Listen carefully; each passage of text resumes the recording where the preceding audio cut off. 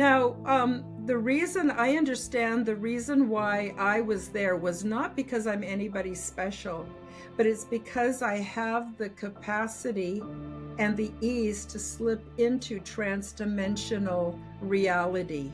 Some of us have this. It's genetic. Like, for instance, my grandmother had extraterrestrial contact. As I mentioned at the onset of each of the steps, I'm filtering everything through my realm of experience. And I encourage people to take that which resonates with them, synthesize the information, and only use that which fits them, not to just go out and blindly follow what I'm saying. So through my own realm of experience, gathering and developing a soul team has been far easier than I ever imagined possible. So it means stepping outside of my programming to be able to imagine the kind of supports that I needed and want in my life. And this can change over time too, right? And simply asking them to join me. It's that simple. We think it has to be all this ritual and you have to be a perfect person or you have to go to this church. No, none of that in my experience is necessary. You see, I believe that all the dimensions are here all at once. They're all here. We just are limited by our limited visual ability to pick up certain wavelengths of light, hear certain wavelengths of sound. You know, touch, even when we touch what we perceive, this mug is actually not solid, but it feels like it's solid. The three-dimensional, I believe, is an education system that we come into, but all the other dimensional realities are here. We're just not picking them up. So, welcome everyone. Today we have another interview, this time with Karen-Holton. And Karen is a host of Quantum Guides podcast show and a life coach as well, and an ET Angelic contactee. So again, deep topics. I actually appeared on her show lately, and if you have not seen that interview, you might want to check that out. And in this conversation, we are covering a couple of different topics. So we are going into her journey of awakening, how she was having an ET contacts on a massive spacecraft, how she went through something that she thinks she describes as angelic contact, and her online course, which is partially free and it's very interesting. I really liked the structure of the course. So it really helps a lot of people with their spiritual development and things like that. She's going to talk about it towards the end. And obviously, you need to check out her shows. Have a look at her podcast on YouTube and on audio apps, because she has a lot of interesting episodes as well. Before we gonna start, quick announcement. Go to patreon.com/TruthTheory and support this podcast if you can, because we are reactivating Patreon and I'll be adding some bits and exclusive episodes of this podcast that are not published anywhere else. So patreon.com/TruthTheory. Another thing I want to ask everyone who is listening or watching regularly, please guys, always share the content if you can, like, subscribe, and leave a comment or review. This is really important for many reasons. First, it gives me some feedback that someone is actually listening to what I have to say. And, I feel kind of motivated to work harder and bring you new guests, new shows, new content, things like that. So that's always very helpful when I get some feedback from you, hopefully positive. But if you have some negative or whatever, feel free to share whatever you feel without any insults. And another thing about it is that the more you do it, which hopefully doesn't take a lot of your effort, the more people discover this information. And this is really important because we want others to learn about these topics so you can take part in that and it literally sometimes takes like 20 seconds to leave a comment or review or give a rating on some podcast app, or just to like and add comments and things like that. So please remember to do that if you can, because this is always very, very helpful. So thank you, and now let's get into the interview. Ladies and gentlemen, this is Karen-Holton.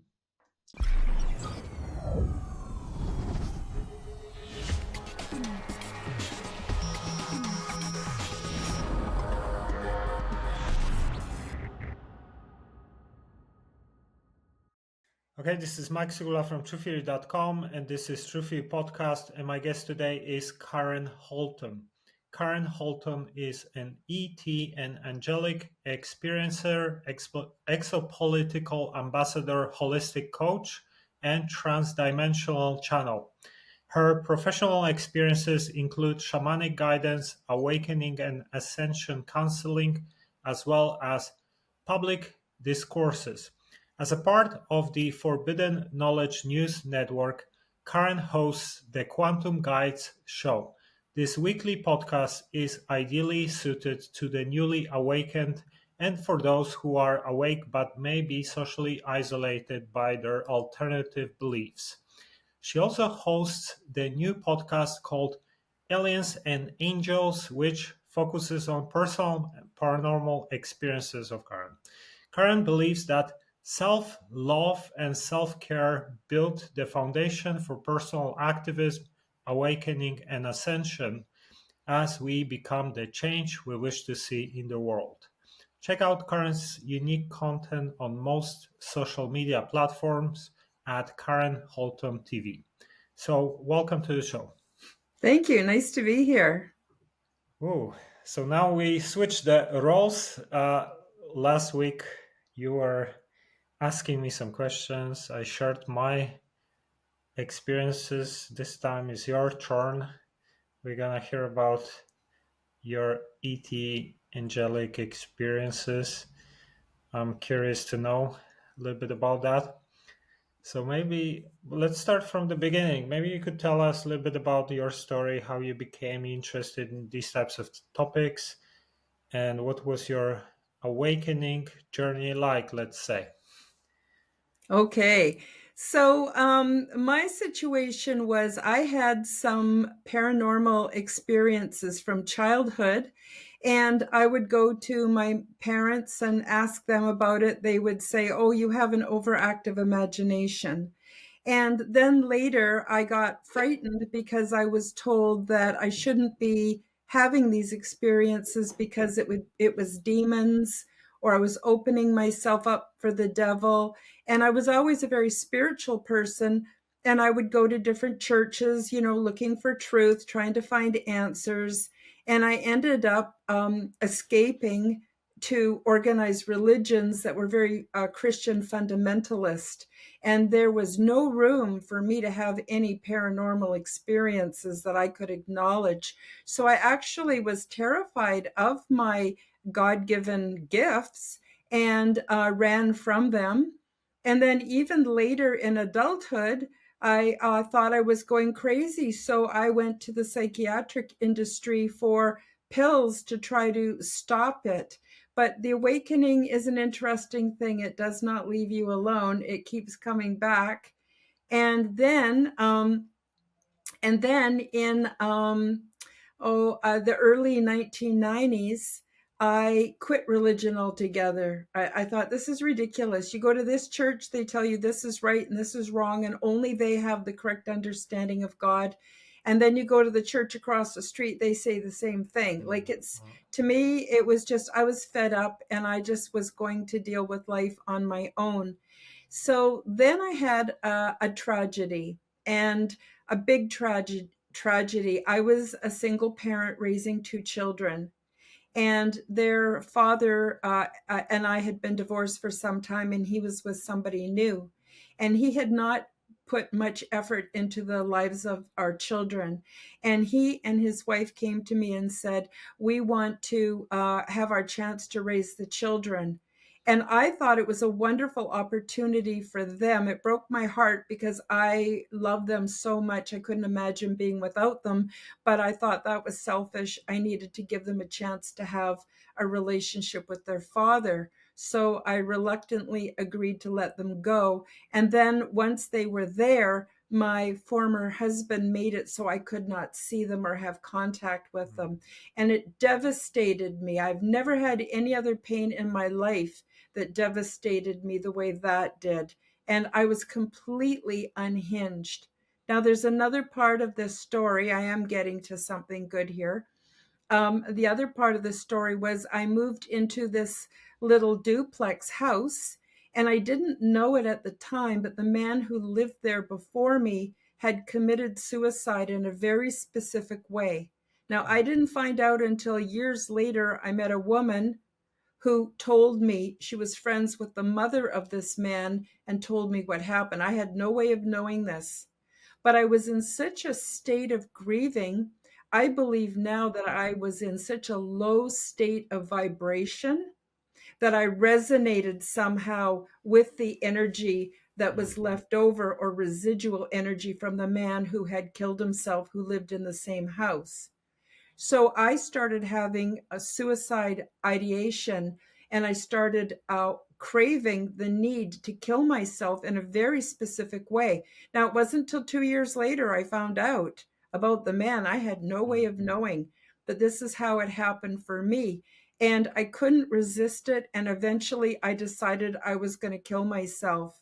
But the night before I was prepared to do it, I couldn't sleep. I was so troubled. I couldn't eat. I was in such a state of grieving. It was horrible. I missed my children so bad. I couldn't imagine life without them. And what happened to me, I was not sleeping. I was not under the influence of psychedelics or any drugs whatsoever. And all of a sudden, I had a vision, and I saw before my eyes like 1,000 points of light. And the light was flashing out the sides from each point, and it appeared to be angels. And I was completely surprised. I had never had this kind of vision before. I had had other experiences, but nothing like this. And I heard a voice that spoke to me out loud, and it sounded like 1,000 voices all speaking at once in perfect unison and harmony. And as they, or it, or whatever it was, I assumed it was angels, spoke to me, they asked me what I was planning and why I was going to do it. And I told them, I told them, I can't live like this. I'm in so much pain. I can't live like this. I don't want to live like this. And they said to me, well, Karen, if you want to leave, you can. There are exit points in life that you can take, but you'll have to come back, and learn your lessons again. But if you want off, you can have off. But we want you to know that you have a mission and a purpose that you can't see right now. This is going to make me cry. It always makes me cry because it was so profound, Mike. It was so huge. Who has these experiences? I'd never heard of this before. This is before we had all the YouTube videos and information. I did not know about this. And so they said, if you want to stay, we'll help you and we'll give you a gift. And I said, wow, like I was dumbstruck. I didn't know what to say. I didn't know what to think. I said, what kind of gift? They said, that's up to you. You have to decide on your gift. And I said, well, do I have to decide right now? I can't even think straight. They said, no, you think about it. When you're ready, just say it out loud or in your mind, and we will know, and we will give you the gift, and we will help you. But you have to decide on your gift. So I was awake all night thinking about this. I couldn't sleep. I mean, who has a visitation like this? Who gets offered a gift? Like, this was too incredible to imagine even. So the next day I started going for a long walk thinking, what do I want? What do I want? And I thought, well, if I had money, that would solve a lot of problems. I could hire a kick-ass lawyer. I could get my children back. And I went, no, it doesn't feel right. It just doesn't feel right. And then I thought, well, if I was really popular and famous and I knew a lot of important people, that would help me. And then I thought, nope, that's not it either. And I thought and thought, and I couldn't think of what I really wanted. I felt like this was a life changing thing. I didn't want to just choose the first thing that came to my mind. And it took a couple of days and these long walks. And finally, it's going to make me cry. It always does. I'm sorry. Okay. I realized what I needed. Mm. What I needed, what I needed was wisdom. Because if I had wisdom, I would know how to live my life better. I could make myself happy. I could figure out how to see my children. I could get a better job so I could afford to go see my children. I could have all the things I needed, but I needed wisdom because I was just basically a dumbass. I made so many mistakes in my life, it's not even funny. I just seem to learn by my mistakes, and that's not a very pleasant way to acquire information. So I said to them, I know what I want. I've decided I would like to have wisdom. If you could give me wisdom, that would help me so much in my life, and I'll stick around and I'll see where it takes me. Now, this is the really strange part, Mike, because I got in my mind the question, do you want the fast method or the slow method? And I thought, because I was kind of a dumbass, they would just pour this wisdom into my brain, into my mind, and I would be wise, right? No, no, no, no. It didn't work that way. And I foolishly, or not so foolishly, asked for the quick method. And I said, I want the quick method. Give it to me quick. And then they said, okay. And then I never heard from them again. But Mm. the interesting thing that happened, my life did not get better right away. I had all kinds of trials and tribulations, but the difference was I navigated differently. I saw differently. I saw what was going on. I could chart my course and I could plan and I learned. And it wasn't much longer, 6 months. I ended up having my children back with me. And I didn't have all good experiences. I had some terrible experiences after that, health issues. I went into the hospital for a minor surgery, and the doctor almost killed me.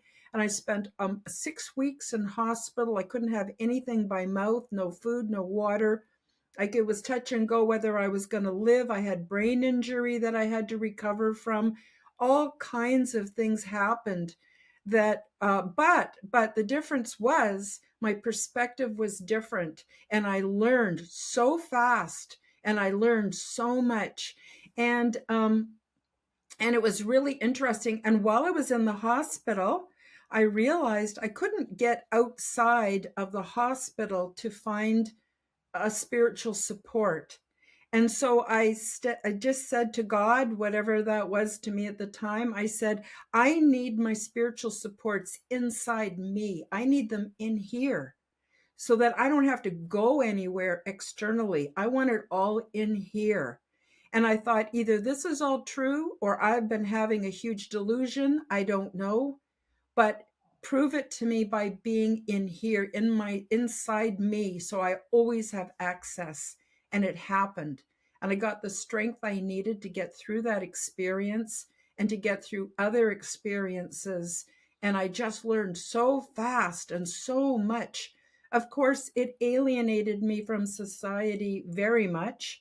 I started to be a loner. I stopped trying to fit into groups and join clubs, and just spent a lot more time on my own because I had this amazing spiritual life and teaching and learning, so much to learn because I had kept myself in this little box of a very limited way of being and experiencing, and within these religions that really confined me.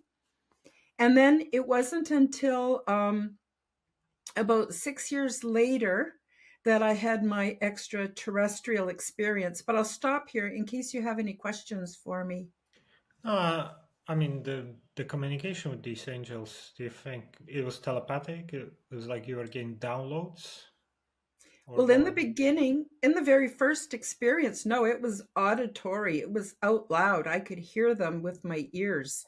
I don't believe it was inside. And the vision seemed very real, even though I was seeing the angels or these points of light and I wasn't seeing the room around me. It seemed very external. But it was after I asked for my gift. And then later on, when I was in the hospital, it became very internal and just something I could contact with. So at that point, absolutely telepathic. Later on, when I had experiences with the extraterrestrials, I learned that the universal, and I'm not talking about the earth universal, I'm talking about the universe universal language is telepathy. And it's such a beautiful way of communicating because you don't have the constraints of vocabulary and words, and we don't have the misunderstanding. It's very clear because it also includes feelings and intention. Yeah, and this is, in my view, also, the third eye is like this kind of mechanism that we have that allows us to communicate with different beings, different levels. And it seems to be like the basis of communication because, then you can communicate with anyone. There's a woman in South Africa who can actually communicate with animals, and Yes. she knows what they think. There's a really good documentary about it. I forgot what was her name, but it's kind of a universal way to communicate with all sorts of different beings and uh, higher organisms, higher entities, etc. Yeah. What about so you also said you had some ET experiences as well. Can you tell us Oh, more about that? yeah. Now, interestingly, between the time of being in the hospital up to just before the extraterrestrial experiences, I was using cannabis as medicine because it was the only thing that gave me pain relief and gave me what I needed to heal. And so I was using cannabis. And although I had some contact with what I will call my spirit guides, this is beings that don't have bodies that I can see, but definitely communication. And interestingly, I got to choose a lot of my guides that I wanted in my realm, which I thought was interesting. We seem to have a lot more control over that than what we know.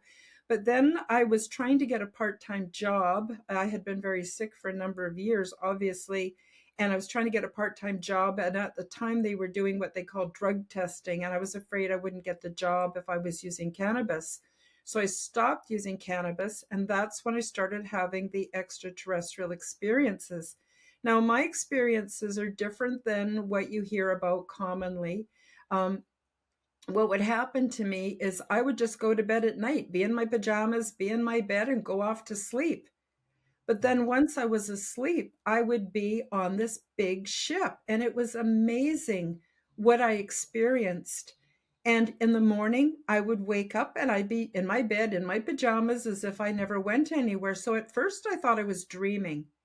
But the experiences were very different than dreams. When I dream, my dreams are not cohesive, they don't make sense. It's just kind of feelings and experiences, and it's all kind of um, just kind of, I don't know, I don't always remember. They just don't make clear sense. There isn't a clear pattern or storyline, especially night to night, and there's no time frame. I don't taste or see or touch or smell when I'm in the dream state.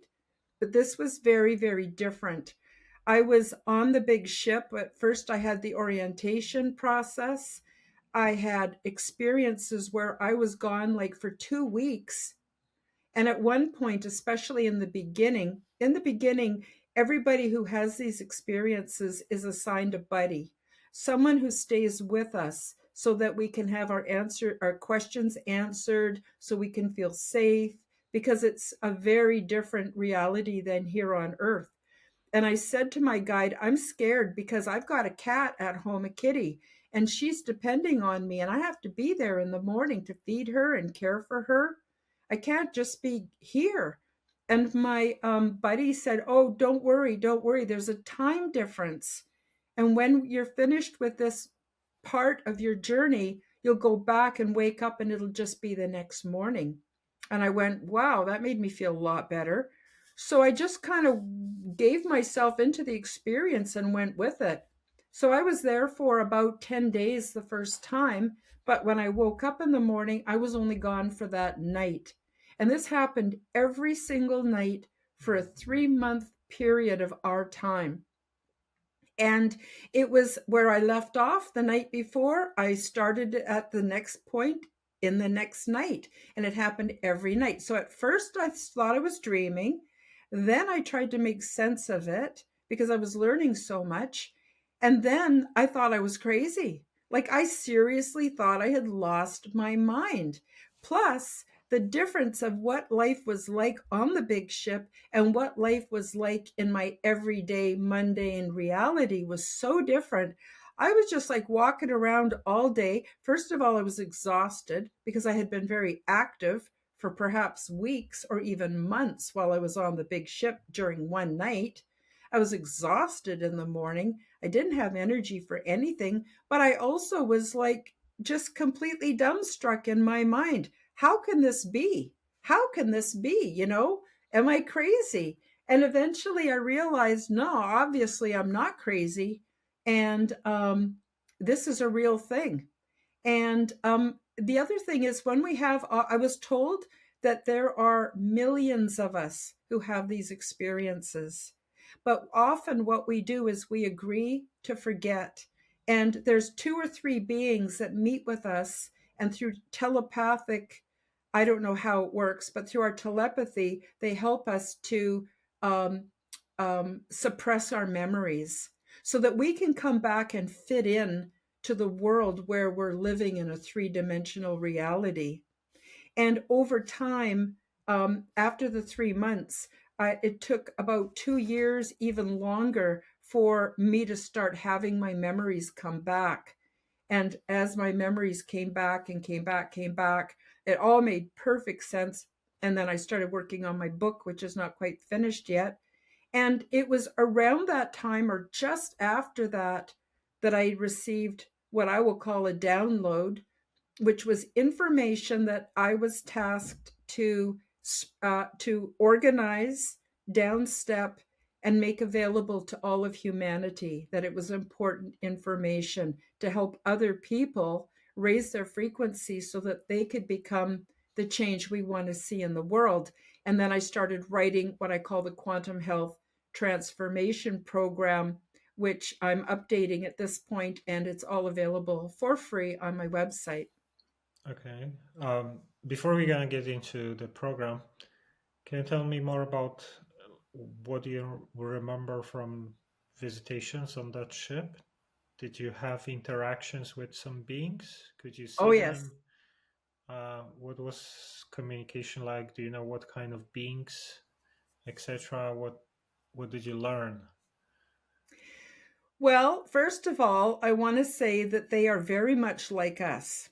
They were not weird looking in any way, but most of them were larger, taller, larger frame, extremely healthy, very peaceful, mild, loving, compassionate beings, especially because the function of this ship is to be a way station. So what happens is people will immigrate from different dimensional realities and different planets to the big ship.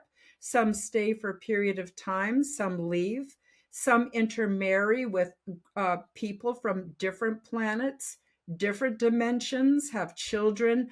So it's a very mixed group of individuals. And I call them people because really they truly are. They're like us, but at our next stage of development, once we've put apart our differences and our ignorances and our superstitions and the lies and the need for war and conflict and violence, once we've done with all of that, this is how we will be, which is why they're there. And so the big ship is not in a specific place. I can't say, oh, it's off in the Orion area. It's not in the Pleiades. It's not in any of those. It's in interdimensional space. So it's in a space where a lot of different physical locations and dimensional realities overlap. And it's in a sort of a neutral space. And that's why it's easy for them to bring beings like myself aboard and have these interactions and this training. So when we're ready, we'll start having more and more transdimensional experiences. So there's that. And the other thing is, there are some beings that were shorter, and the skin tones are mostly, surprisingly, shades of browns. Some are very pale white like us, and some have tint of blue in their skin. Some have a tint of orange in their skin. And the other thing I want to mention before I forget is that it's a very physical experience. So there's the eating of food, there's sleep cycles we have on board the ship. There's no sun and moon. We don't have day and night, but we all have circadian rhythms. We all have sleep needs and schedules. We eat, there's food. And the other thing I want to mention too is that the big ship is not a metallic construct. It's an actual living being of itself.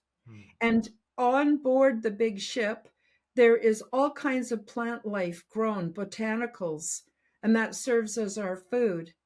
And everything we want just becomes manifest instantly.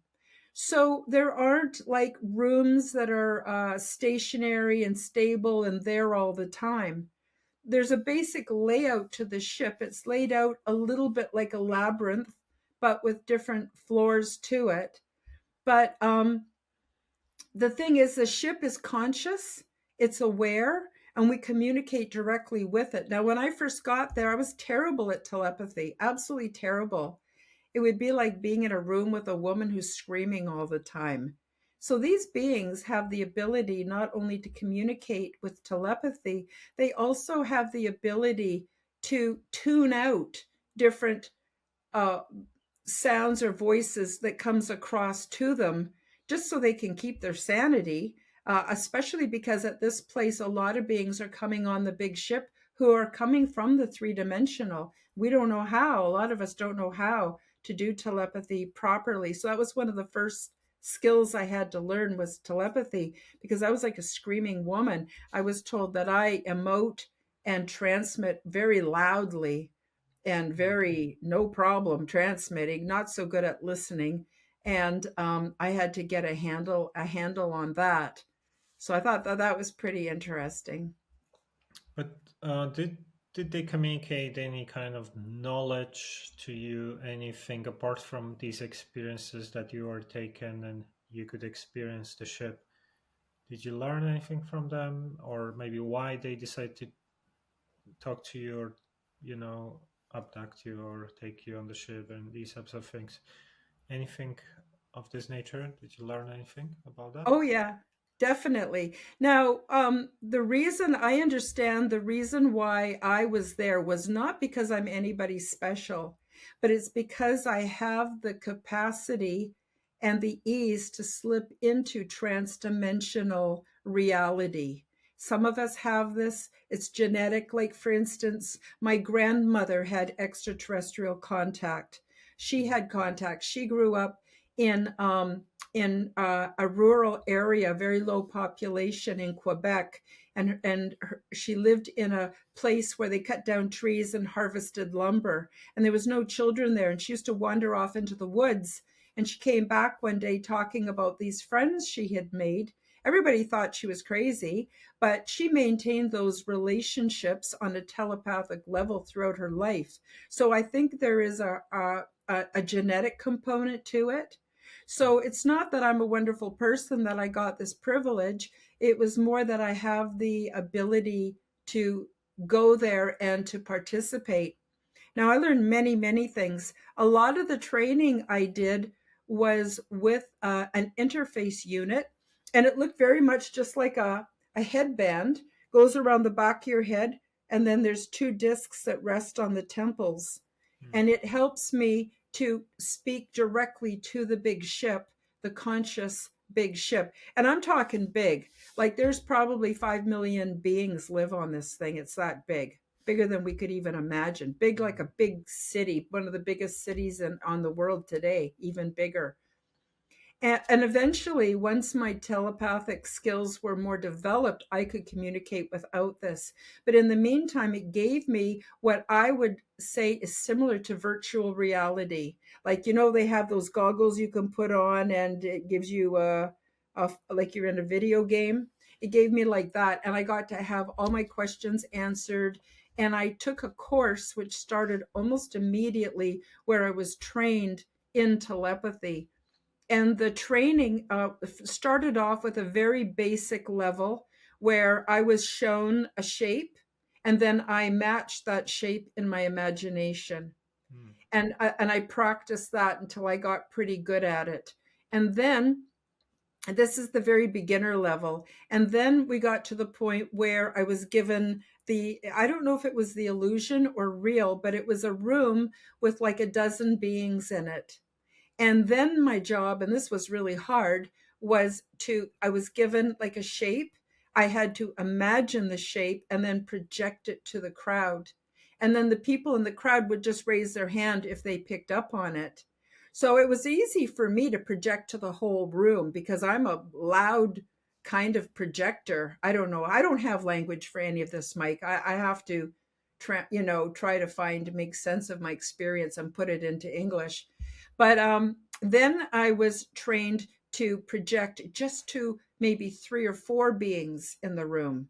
And that was hard. That was hard to dial it back, really difficult. And then eventually I had to learn how to think of the shape and not project it at all.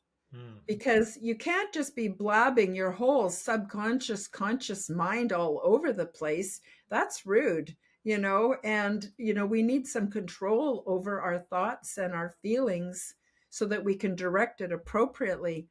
And then after I mastered that, the next step was not just shapes, but processes, like things fitting together a certain way, creating different objects that were on the big ship, but also objects that I was familiar with from Earth, fitting them together very simply, 2 or 3 moving parts. And I was able to do that. And then again, going back to this class where it's like a room with people in it and learning to project to everybody, then just a few, and then how to keep it where I project to just one person, because they're able to control thought and telepathy. So they can include everybody, or they can include what we would consider a private conversation, or they can keep things to themselves. And this was the toughest part of learning telepathy. Eventually, there's different stages. You work your way up. Once you get mastery, then you get to go on to the next level, very much like training here on Earth. And eventually, things came together, not just with shapes coming together, forming concepts, ideas, ways of doing things, but also feelings that came with it. Because telepathy isn't just images, it's feelings, it's body sensations, things like that. So that was pretty intense. But I also spent time every day alone in my quarters where I would just have all these questions that I needed to know. How come this? How come that? Where's the big ship? Can I show people on a map? All these questions. And then there's the culture on the big ship, which is really, really lovely. And I'll give you an example. Like we have a bit of a routine. We get up in the morning. Well, it's not really the morning, but we get up after a sleep cycle. And then we all go to the public baths. So there's these public baths that are on the big ship. And everybody's naked. There's no shame. There's no, oh, look at you. You have more hair than that person. It doesn't work that way. People are very accepting, and ET is very it's the things that are issues here on Earth are not issues there. They have no concept for gender, although females have the children and males impregnate the females, just like here on Earth. They don't do a cloning process. but they don't have concepts of gender. Nobody is arguing over what gender they are or creating a gender idea for themselves. There's no racism. There's no concept for racism. And a question I frequently get asked when I appear on other shows is people say, what do they think about us here on Earth? Because we think we're so important. Truth of the matter is, most of these beings haven't got a clue that Earth is even in existence, have no idea about us. And to be honest, if they were subjected to the way life is here on Earth now during our lifetime, they'd find it very disturbing how primitive we are and how little control we have over our emotions and our own power. They would find it disturbing. So, another reason why I had to learn to limit what I was projecting in my thoughts and in my feelings. Sorry, I got off on a rabbit hole. You're going to have to ask me questions to bring me back. I don't No, remember where no. we were. Yeah, no, I'm just really interested in like what you learned there and things like that. Yeah, this is interesting what you're describing. So one thing that I'm hearing from different contactees is they sometimes say that the ship is organic and Yes, it is like it has its own consciousness in a way, and yes. everything is can be kind of used. You use your consciousness to talk to the ship and things like that. So this is something that I heard a couple of times from others. Another interesting thing is that my cousin actually had this type of experience, but he had it negative. So he also said that he had these dreams sometimes. One time he told me about this dream where he would find himself on the spaceship, UFO ship, laying on some kind of bed, and then there would be these gray beings doing some experiments on him, and they would communicate telepathically like, oh, you are one of us, don't be afraid. And then they would extract something from his genitals or something like that. And then he said he woke up later on from that dream and he had pain in genitals, basically. So it probably wasn't a dream. And my ex, the one I mentioned last time, my twin flame ex, she had been doing remote viewing into our past lives, and she was describing me and my cousin as Grace as well in one of these lifetimes. So I'm sure many of us had many different lifetimes, especially like more advanced souls already went through a whole zoo of species and positive and negative and things like that.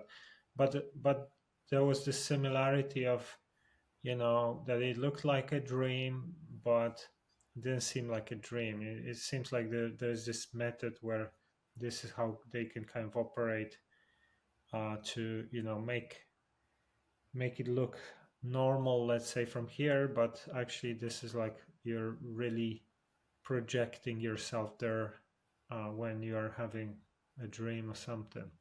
But did they share with you any knowledge, secret knowledge, anything about some kind of information that would be useful for us or kind of make us think or anything apart from like the training and experiences you had?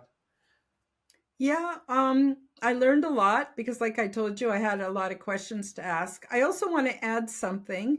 I don't discount anybody else's experience. Like, we're all interpreting our experiences through the filter of our minds and interpreting it the best we can. So I believe everybody. My experiences are a bit different because, like, I didn't never had a physical spaceship come and beam me up. I didn't have that, but there are some similarities to my experience and other people's experience. And I only ever really met anything that looked a bit like a gray once, and that is after, in about a year after I had this initial ET experience. I call it ET. I don't know if it's angelic or what. Like, who knows, right? I mean, who knows? But I call it ET.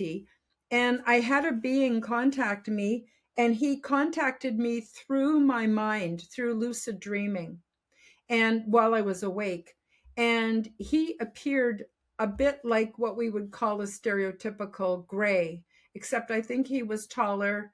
And his job was to help me remember and also have periods of remote viewing so that I could get more detail, because they all thought it was a really good idea for me to publish my experience in a book, which is taking a lot longer than I thought.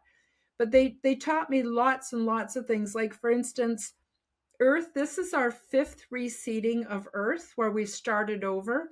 Generally, it's due to geological catastrophes, changes with the sun cycles, things like that, sometimes from giant asteroids crashing, who knows what.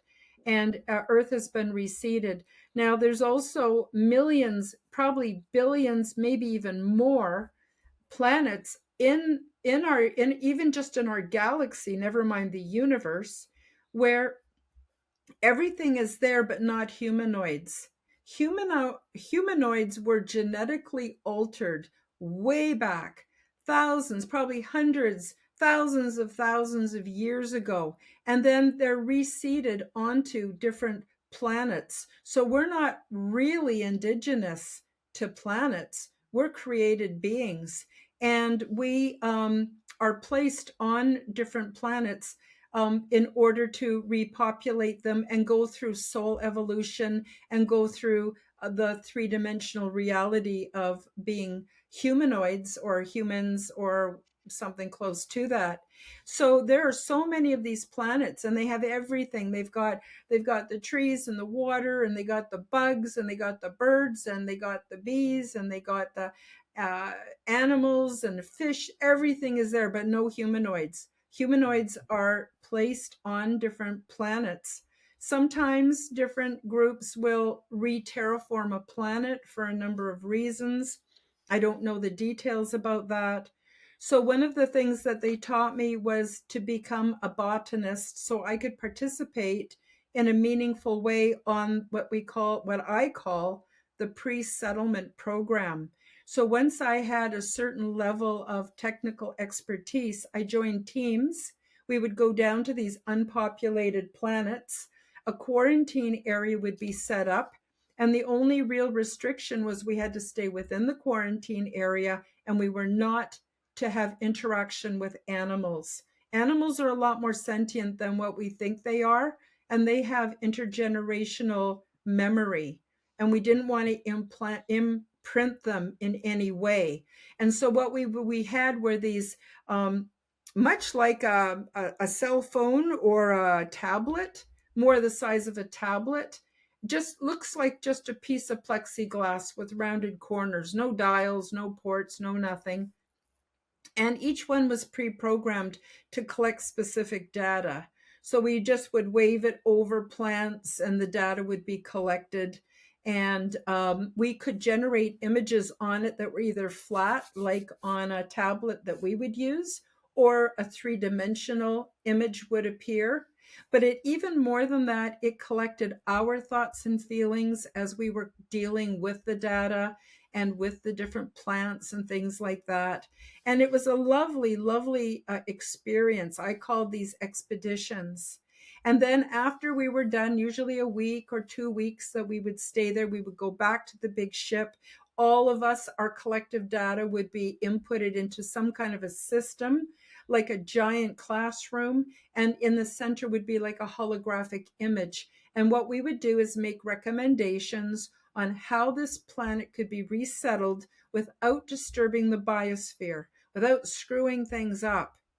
And beings are given the chance to resettle, and we get to choose what level of technology we want. So I got to visit some planets after they had been settled and were more established, but each one had its own level of technology. So one was a very low technology. They chose to learn how to make everything from the elements from the nature around them and how to coexist with the natural reality. That's what they wanted. So you never got a high technology settlement and a low technology settlement on the same planet. It doesn't work that way.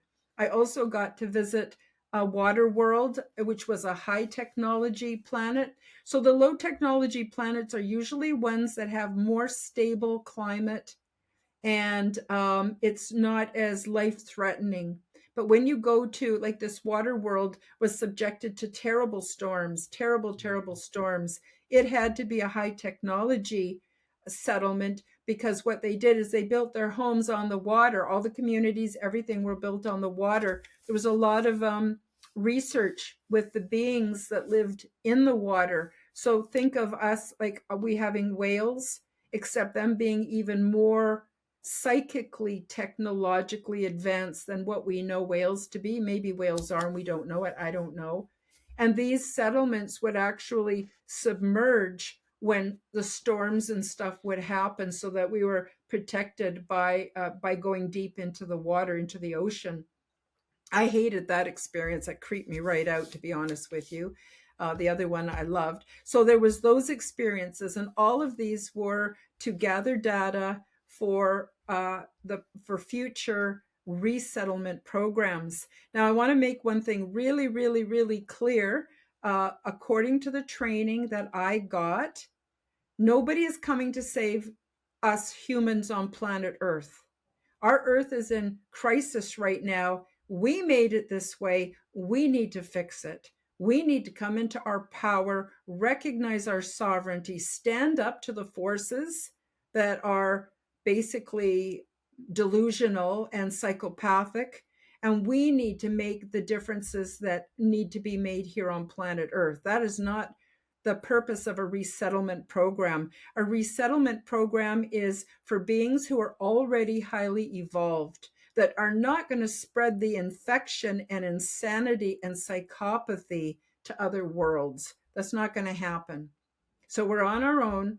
Doesn't mean that everybody will, like, if it comes down to it and our human species goes extinct here, there are some who will be evacuated. I don't know who. I don't know if it's me or someone else. I can't make that kind of judgment. But those who are ready and are elevated and have done the work would have a better chance of surviving through resettlement. But resettlement is generally for either already evolved populations where there's a disaster, a cyclic disaster coming due to a cycle with the sun or earth changes, or it's all connected anyway. Generally, the whole solar system would be affected. And these beings are already highly elevated. They would be resettled. But also sometimes populations grow on the big ships, and there are a certain amount of people who never want to leave big ships. They might go from one big ship to another, but they always want to live on the big ships. They never go and live on planets. But there are some who want to resettle onto planets, and they would be also allowed to do it. And occasionally there are populations where, who knows why, not all forces out there are good and benevolent. But if a planet's being re-terraformed and there's a population that needs to be moved, that might be a possibility as well. And if you are on a planet and you're going to be resettled, you always go to an intermediary or a stopover planet first. Like, for instance, just say, Mike, you and I were elevated enough to immigrate to another planet, should the shit hit the fan more than it already is. Okay, well, we would go to one of these planets, and the first thing that would happen is we'd have to detoxify. We have no idea how toxic our bodies and our minds and our thinking has become, because we've basically been, well, just treated like a slave class for so many generations that we're just not right. And we need to detoxify and become well and full beings again and learn some basic truths as they stand within our galaxy, or, within, I don't know, I don't even have language for it, but, more universal understanding of how things actually are. Get detoxified from a lot of our religious beliefs, things like that, self-limiting beliefs. And then we also need to pick up the skills we're going to need and get education, and then make an informed choice on how we want to live in the future, and then wait for an opportunity to go to one of those planets for that type of resettlement. So there was all of that. There was a lot. Like I had like 3.5 years worth of experience, but it only happened at night for 3 months of our Earth time packed in there. It was just very intense. And oh, I didn't finish about the gray fella. So the gray guy, um, there's no way I could have an English understanding of his name or his title or even his species. He's kind of like an angel, but not an angel, somewhere in that genre of being. And his job is to use his very powerful mental telepathy strength to help people like me remember and to put it into context. Anyway, long story short, I know this is going to sound ridiculous, but I call him Bob, and he doesn't mind me calling him Bob. And he actually has quite a sense of humor. Sorry, I'm all over the place. It's a lot of information, and I don't even know which direction to go in. But No, it's I heard about tall grays being positive. My ex, she was telling me that apparently one of my guides is a tall gray like, and he normally uses triangular ship, but this is only what I know from her. So there are so many different types. It's not that all grays are negative or anything. Same like humanoids, they're positive, negative. yep. Reptilians are positive, negative as well. So there are many different variations of these things. And we're all on an evolutionary path, not evolution like going from a frog to a horse, but evolutionary as far as soul development. We're all accountable.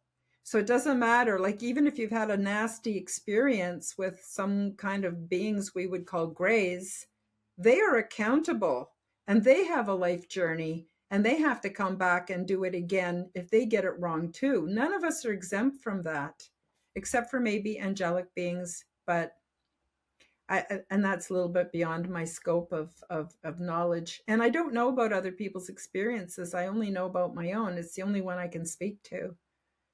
So through that, I ended up getting the download into the quantum health transformation program, and it's not that way out there. It's some very basic principles to orient people. Sorry, did you want me to talk about it now, Yeah, or yeah, but was it through that gray type being? He kind of communicated that. I don't know where it came Oh, from. you don't know. To be Okay. honest with you, it was a terrific amount of information that was dropped into my mind like a packet, and it unfolded over time. And all the information from it became manifest in my life where I recognized that was part of it, that was part of it. Hmm. And it's almost like you get an overlay. So you have your regular reality you experience, and then there's this overlay of information embedded onto it. And it's quite crazy making. It's really crazy making. You walk around as though you're mentally ill for a while. Like I'm talking about more than a year. It's crazy making, just sorting it all out. And then I had to take these high level concepts and downstep them into common English that anyone could understand. If they have a basic understanding of English, it doesn't matter what their religious background is, what their educational level is, what their cultural background, what their gender is, that it had to be universal to everyone. So it was a pretty big job for me to put this information together. It's taken me years. It's taken me a lot of work. It's cost me about $10,000 to bring it to the world. I had to borrow money to be able to get a computer and to get software and to do research. And over the years it's taken a lot. And I knew number one, I was not supposed to start any kind of a cult or any kind of a where I'm set myself above anyone else. I knew that I had to offer it the basic program for free. I Hmm. do sell PDF copies of each step. There's 9 steps, and it actually works out to 12 PDFs because some of the steps have part one, part two, part three. And I sell them for $3.99, which That's Canadian, which in American funds would be like $2 or $2.50. It's just very minimal, but that brings in little tiny bits of money to help me pay for my expenses. But the basic program had to be free. And and I was not to ascribe it to any one belief system. Like it had to stay, like they were very specific. I knew very strongly what I was not supposed to do with it and what I was supposed to do with it. So I'm now completing version 3.0, and it's available on my website and on my YouTube channel under a playlist, but it's also available on other social media platforms. And I produce 2 videos for each part or each step. One is just a video tutorial, and the other one I'm doing a workshop with students. And the students ask questions and offer insights, and I expand on things that they want more clarity on. And so I recommend that everybody who is interested in taking the program, that they watch both videos, and if they want, they can download the PDF. And oh yeah, it's also not copyrighted. So that means anybody can use the information and share it in their own program under the fair use clause. So it's meant to get out to humanity. That's more important than me containing it under a copyright. Can you give us like a summary of what do you teach in the course and program? Sure. It's 9 steps, and I would divide those up into 3 categories. So the interesting thing is you start with step 9, and that builds you the foundation for doing step 8, and that builds the foundation for step 7. So you're actually working in descending number order, and you're working your way towards step 1.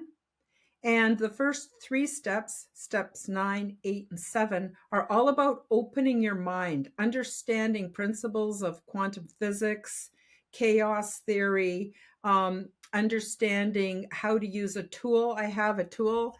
I call it the Nubby Ball tool. It looks like this, but it's a conceptual tool.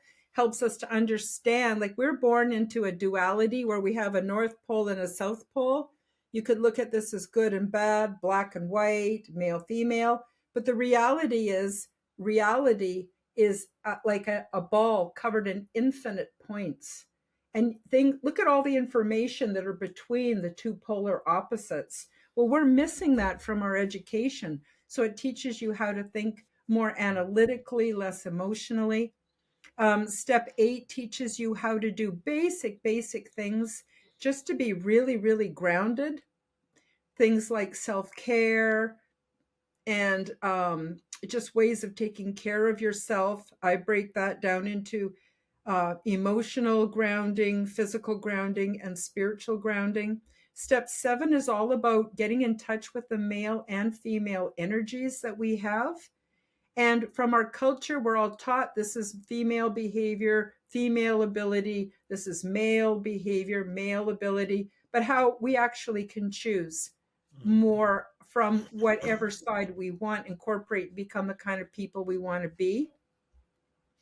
So then that takes us down to, so that's 9, 8, and 7. Then there's the middle 3 steps, which are all about detoxification. So I mentioned earlier how we're very toxic.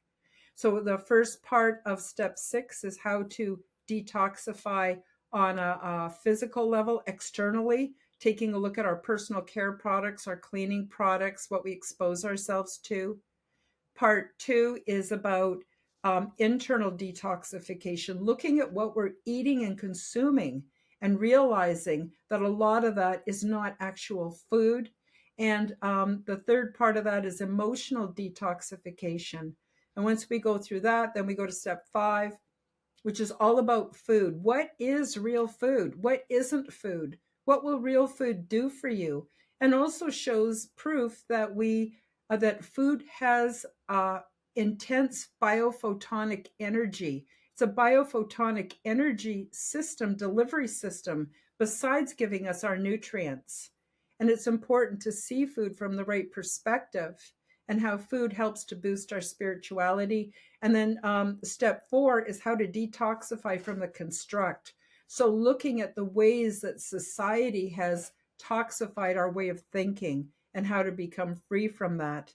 So first you got to open your mind, first 3 steps, 9, 8, 7. Then you need to detoxify, step 6, 5, 4. And then you go to steps 3, 2, 1. And that's where the fun begins. But it's very difficult to achieve that if you haven't done the previous steps. So step 3 teaches us about heuristics and how we learn and how we can change our reality and our learning outcomes by perceiving things differently and understanding that words have power. Words are like spells. That's why it's called spelling. And how our intention also sends out energy to other people, has an effect on them, and has an effect on ourselves. Then step 2 is all about manifesting, how to make our lives look more like what we want and less like what they look like, how to have control over our own virtual reality system. And step 2 also teaches people how to access the Akashic records, how to build their own soul team, how to have a framework to hang all their new spiritual beliefs on that makes sense to them, that's unique to the individual. And step 1 is spiritual exercises that are amazing, that help us to change who we are, our world around us, and set us free. And then when you're all done and you have all that understanding, you go back and start on step 9 again, and you see it from a whole new perspective, and you work your way through it all over again. So it's a living program, and it's been a labor of love to produce and offer that to humanity. Yeah, definitely sounds really interesting in the way how you structured that, because there are many of these important things that, first you need to get clean before you can move on with other things. It's like, many people are either emotionally disturbed, or it's like I noticed that if you are not having that kind of spiritual cleansing, let's say, whatever way you call it, with your emotions, with your behavior and food and all the other things, it's hard for you to attract any kind of higher activities. Sometimes these beings, or spiritual awakening that comes through some kind of contacts or upgrades or whatever, they might come in a moment of crisis to kind of wake you up or whatever, but typically the progress happens when you work on yourself. So the more you kind of put the work into like healing yourself in all different levels, and putting intentions, all these things, then you start attracting the better bits of that journey. This is kind of what I've noticed. This is what was it like for me. That really, like, the big things started happening when I started getting clean, no alcohol, really like trying to work on my emotions, behavior, things like that. And then, the really profound experiences started happening. So it's kind of like you got to do some work before you can start getting somewhere with your kind of spiritual journey. What about, you said something about building your soul team or something. What do you mean by that? Well, basically, and as I mentioned at the onset of each of the steps, I'm filtering everything through my realm of experience. And I encourage people to take that which resonates with them, synthesize the information, and only use that which fits them, not to just go out and blindly follow what I'm saying.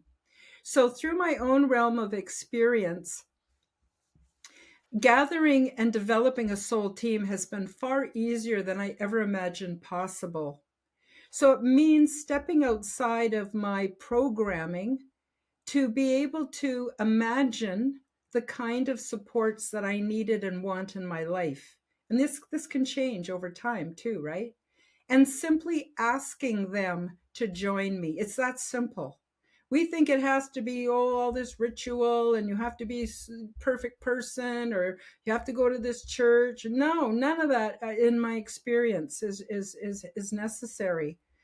You see, I believe that all the dimensions are here all at once. They're all here. We just are limited by our limited visual ability to pick up certain wavelengths of light, hear certain wavelengths of sound, touch. Even when we touch, what we perceive, this mug is actually not solid, but it feels like it's solid. The three-dimensional, I believe, is an education system that we come into, but all the other dimensional realities are here. We're just not picking them up. And this is our realm. So the gift of the three-dimensional is that this is our realm. I have my personal reality as well as a collective reality. And in my personal reality, I reign supreme. I am the queen of my realm. I decide what I want and don't want in my realm, just like making boundaries for other people. This is what I put up with. This is what I don't put up with.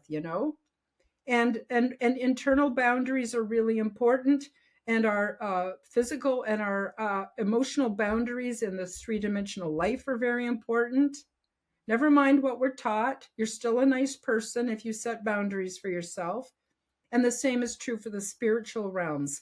And a lot of what we call the spiritual realms all has logical explanation. It's just that it's been hidden from us. This has been arcane knowledge hidden from us, forbidden knowledge.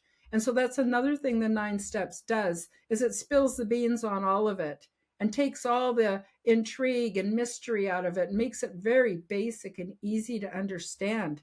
So all these beings are here. Your grandmother, who you miss so much, your pet that you love so much, the angels you desire to have with you, people from ancient history. Like if you want Sun Tzu in your life so you can better strategize, you can have it all. You just have to be open to it and invite them into your life. And then what happens is, this is the key. I always ask for proof just to make sure I'm not crazy and delusional and imagining it. I want proof. Prove to me you're in my life. And you wouldn't believe the stuff that happens, usually in the form of what I call synchronicities, signs, dreams. There's so many ways that we can communicate. And that's all in the program too, how to communicate back and forth, how to use meditation, how to, there's our higher self, there's our subconscious. Our higher self uses the subconscious and the conscious minds to give us the earth journey and learning lessons that we need or that we want for ourselves, right? So yeah, that's basically, it's very simple. You just imagine what you want and you invite them into your life, and it's really quite neat. I mean, I would say with inviting anything in terms of beings or like historical figures, spirits of these people or anything, I would just say kind of to be always a little bit cautious with these things, because many things that we read in books or people, famous people, or some beings from religious texts might not be who they are presented, or Oh, you know, yeah, but or that's usually coming from the astral realms, Mike. That's usually coming from the astral realms. And the reason why you want to go through the program where you open your mind and you detoxify and you become aware so that you can have a higher vibration. So the astral realms are all low frequency. This is just based on my experience. I'm not saying you're wrong. Like, I don't know everything, but I'm just saying that the astral realms are very low frequency. And until we're at a point where we've decalcified our pineal gland and made ourselves able to resonate at a higher frequency, then we attract the higher frequency beings. But I don't know anybody who has been in severe pain and distress and they call out to God or angels for help. Generally, you're not given a serpent or a stone. Usually, you are actually given this universal tender mercy step comes to the fore. So I'm hearing what you're saying. A lot of people talk about protection. And the other thing I want to say is I'm not for or against using psychedelics. Many, many people have used psychedelics to get their minds straightened out, to make spiritual contact. I don't think there's anything wrong with it. It depends on why we're doing it. and where that leads to.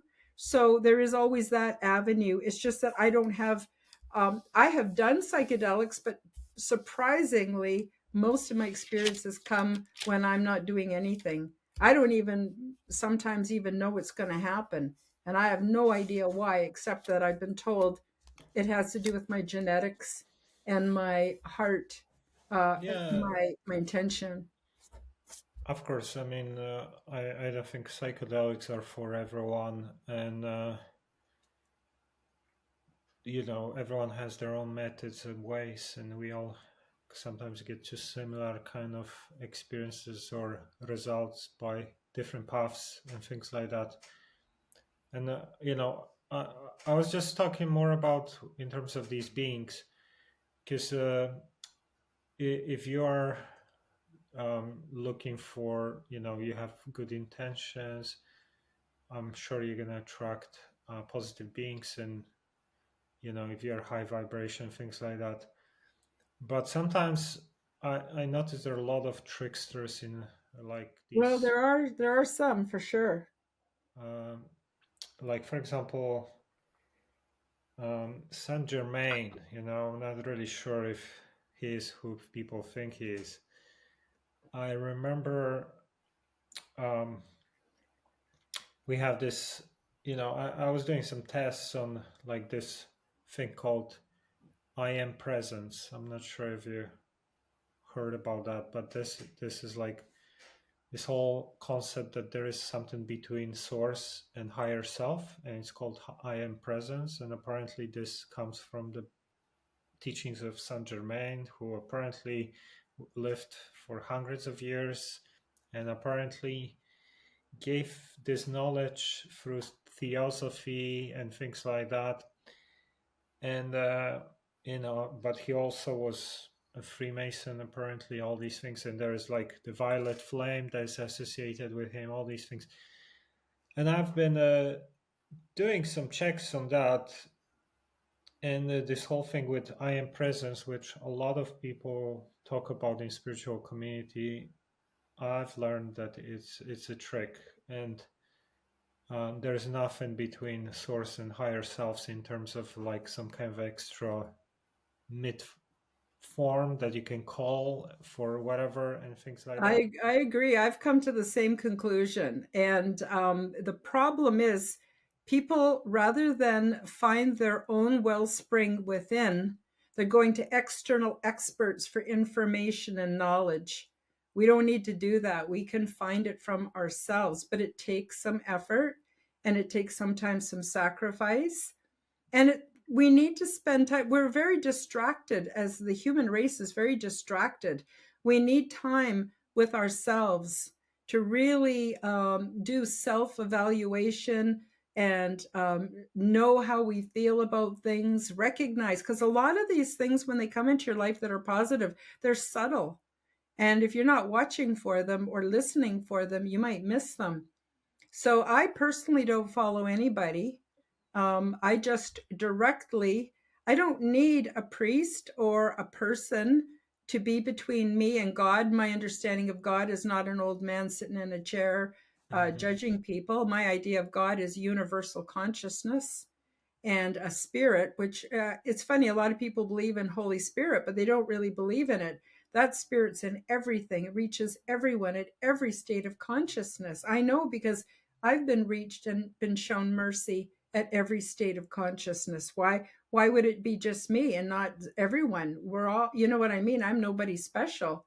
So I personally don't follow anybody because I think it's just another trap, and like religion. I'm sorry, I don't mean to disrespect anybody's belief system, but I'm not doing religion anymore. And I got a friend who's goes to the Mormon church, and she always wants me to come to her church. She's, oh, you'd be such a good fit for my church.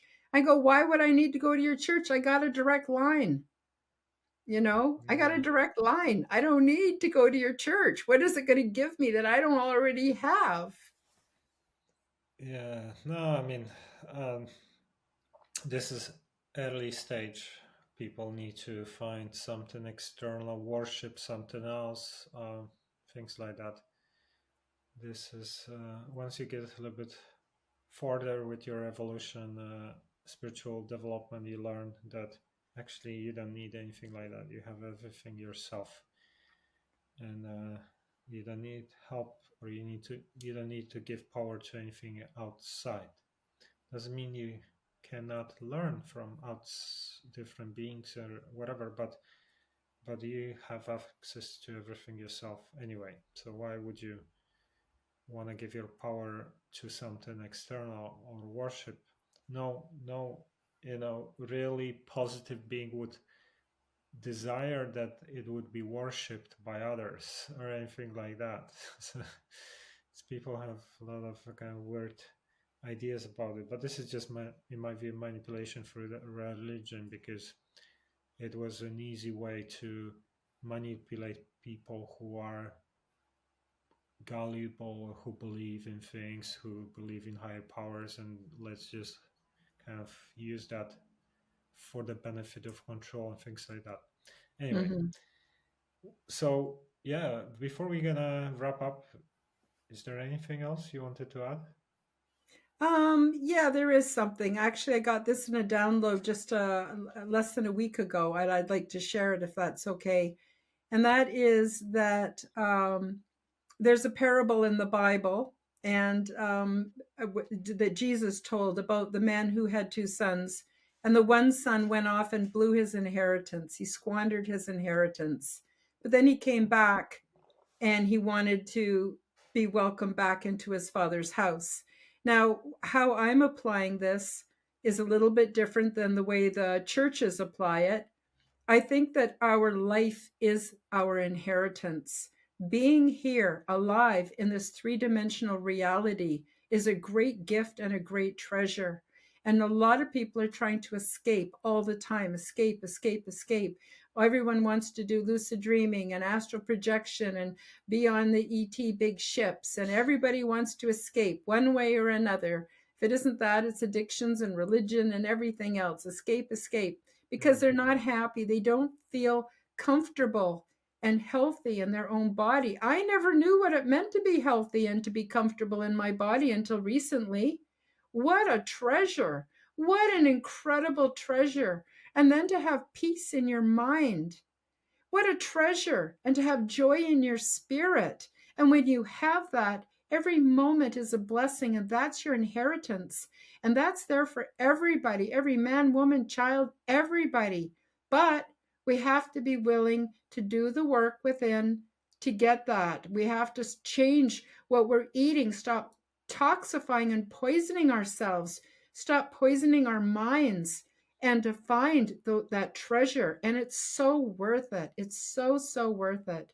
So I just want to put that out there, not to sound too bossy. No, thank you. This is really an amazing way to finish this conversation. I want to just add something to it. So, like you said, people are unhappy about so many things because of the way this system works and all the challenges we face on Earth. And this is how they react. They try to escape into everything from addictions to, astral travels to other things, kind of Cell phones. shopping, Yeah, trying to exactly. get you stimulated with other things. But actually, if you fix yourself, heal yourself, you start perceiving things differently, positive way, then you attract more of the same, and you see a lot of simple things even sometimes in a beautiful way, because people who like try to fill their emptiness with, for example, constantly buying things or some kind of experiences, whatever, at some point they get used to it anyway, and they want more, and they get more spoiled and all these things, and they're still empty, still unhappy, and still so there are some of these things are very important. And another thing about like detoxifying yourself, the thing is sometimes people, when they are already, like say like someone has habit of regular alcohol consumption or junk food, whatever, actually if you go bit by bit and you get to a level where you keep yourself clean for long enough, all these cravings start disappearing and becomes easier. And even like when you detoxify yourself, you start noticing that actually you don't have these cravings anymore for toxic food, so, or some junk food or whatever. So this is something, a process, it's not, because a Absolutely. lot of people think, oh, I have these cravings, I could not live without it or whatever. But at some point later on, you will see that it actually might be the other way around, where you might completely move away from all the toxic food or alcohol, whatever, and you're gonna think Yeah. like, I don't even want that anymore. And So Mike, that's the other thing. I had to recover from alcoholism. So I had to quit drinking. I had to quit smoking cigarettes. I'm not saying everyone out there has to. I'm just saying what I had to do, right? I had to stop being involved in toxic relationships, romantic and otherwise. I had to learn how to set internal boundaries. I had to develop a parent within myself who tells me, yes, I understand you want that, but I'm not giving it to you because it's not in my best interest. Let's look for a healthy alternative. This has taken me years and years and years, and it's 2 steps forward, 1 back, 2 steps forward, 1 back. I've had to quit all kinds of things.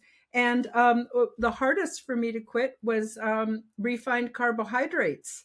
I was completely addicted to the junk. Oh my God, what a monkey on the back. And I'm not kidding. It's taken years and years and years of hard work to get where I am right now. yeah. And I have no addictions. For the first time in my life, I have no addictions. I'm at peace in my mind.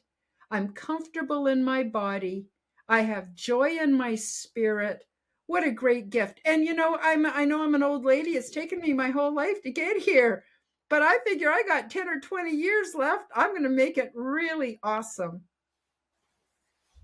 Yeah, it might be a lengthy process sometimes, or you might have relapses and things like that. But this is just how it Well, works. I have had all the relapses. I'm free. I've been free now for long enough that oh my God, it feels so good. Okay, all right. Thank you for sharing everything with us today, Karen. And yeah, just to remind people where people can find you and learn about the course, just like different social media accounts and YouTube, or Yeah, I'm available on a lot of social media platforms at Karen Holton TV. But you can also go to my website, www.karenholtonhealthcoach.com. That's KarenHolton, healthcoach.com. And also, you can find my audio podcasts under the Quantum Guide Show with Karen Holton. The Quantum Guide Show comes out every Wednesday evening. I interview some amazing people, the most amazing people on the planet. People like Mike have been on my show and will be again.